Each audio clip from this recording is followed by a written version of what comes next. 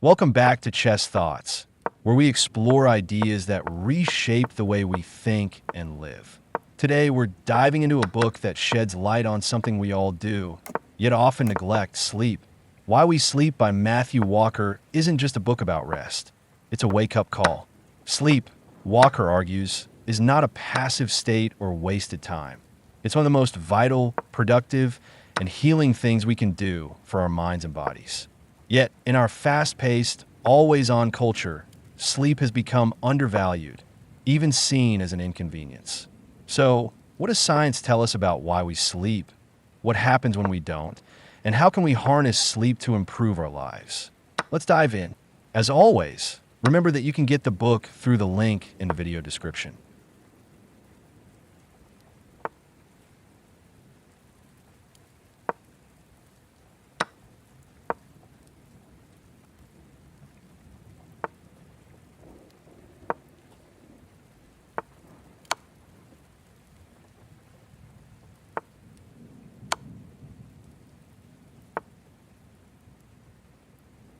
Most people think of sleep as just turning off for the night, but Walker explains that sleep is an incredibly active state. It's when our bodies repair, our brains process and store information, and our emotions are regulated. He breaks down sleep into two main phases: non-rapid eye movement, NREM, sleep. This is deep, slow-wave sleep where memory consolidation, learning, and physical repair occur. Rapid eye movement, REM, sleep. This is the stage where dreams happen, emotions are processed, and creative problem solving occurs. Each stage plays a unique role in our cognitive and emotional health. Without them, we function at a fraction of our full potential.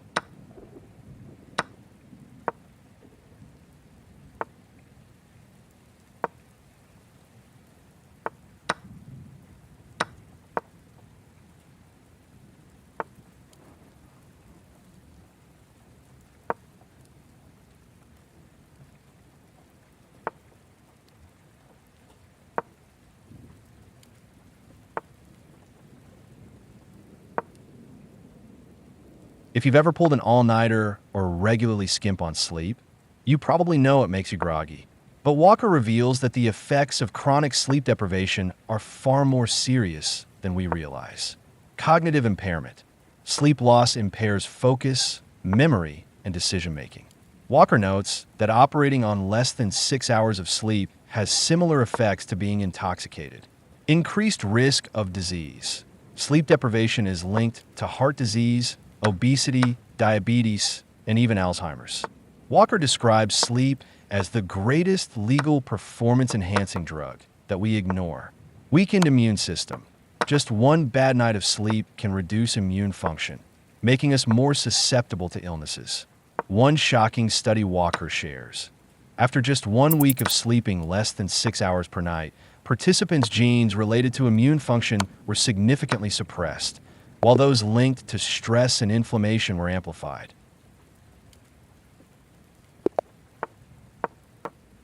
And yet, despite all this, many of us still sacrifice sleep for work, socializing, or binge watching Netflix.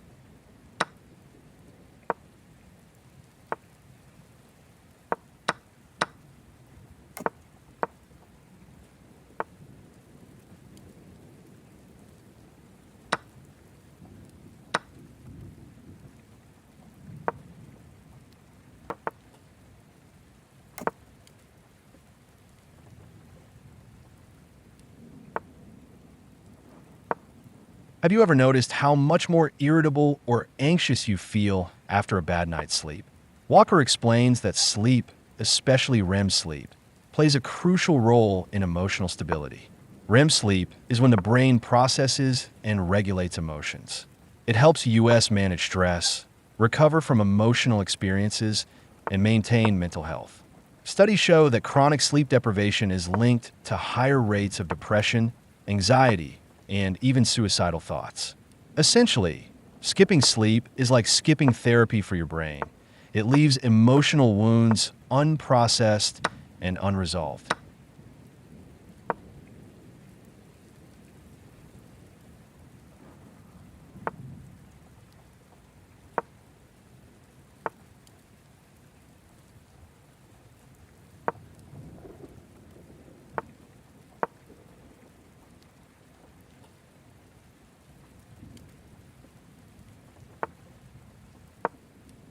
One of the most fascinating ideas in why we sleep is how deeply sleep is tied to learning and memory. Walker describes sleep as a save button for our brain. Before learning, sleep primes the brain, making it more receptive to new information. After learning, sleep helps consolidate and organize knowledge, improving recall and understanding. One study Walker highlights showed that students who pulled an all-nighter before a test performed significantly worse than those who got a full night's sleep. Even short naps have been shown to boost memory and creativity. The takeaway? If you want to learn faster and retain more, prioritize sleep.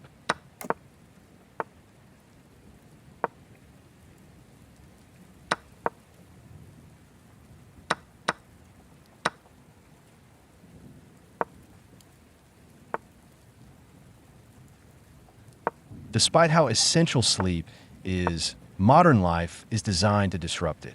Walker highlights several major culprits. Number one, artificial light and screens. Exposure to blue light from phones and computers suppresses melatonin, the hormone that signals sleepiness. This tricks our brain into thinking it's still daytime, delaying sleep. Number two, caffeine and alcohol. Caffeine can stay in our system for up to 10 hours, affecting our ability to fall asleep. Alcohol, though it may make us drowsy, actually fragments sleep and reduces REM sleep quality. Number three, overpacked schedules. Many people sacrifice sleep to meet work or social demands, believing they can catch up later. But sleep debt doesn't work that way. Once lost, it's difficult to fully recover. Walker emphasizes that sleep is non-negotiable. It's not something we can push aside without consequences.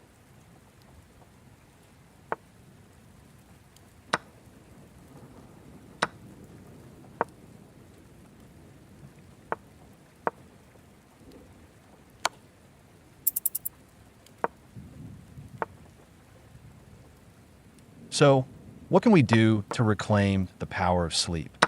Walker gives practical, science-backed strategies. Number one, stick to a schedule. Go to bed and wake up at the same time every day, even on weekends. Number two, dim the lights at night. Reduce exposure to screens and bright lights before bed to help melatonin production. Number three, keep the bedroom cool and dark. A temperature around 65 degrees Fahrenheit, 18 degrees Celsius, is ideal for deep sleep. Number four, avoid caffeine in the afternoon. Since caffeine has a long half-life, try to cut it off at least 6 hours before bedtime. Number five, don't rely on sleeping pills. Walker warns that many sleep medications don't provide natural sleep, but instead sedate the brain, preventing the full benefits of deep rest. By making small changes, we can dramatically improve the quality of our sleep, and as a result, our overall well-being.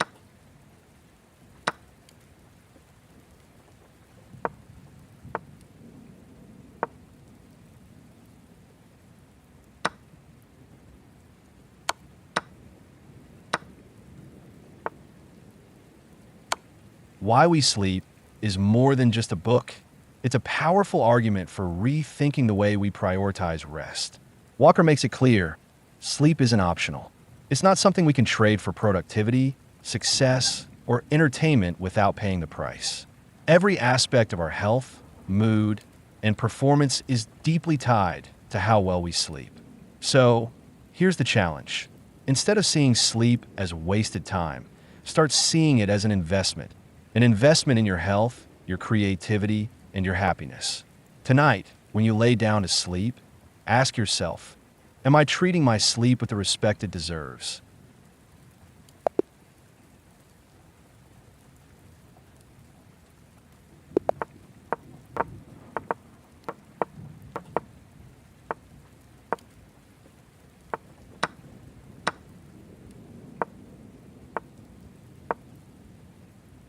Thank you for tuning in to today's episode.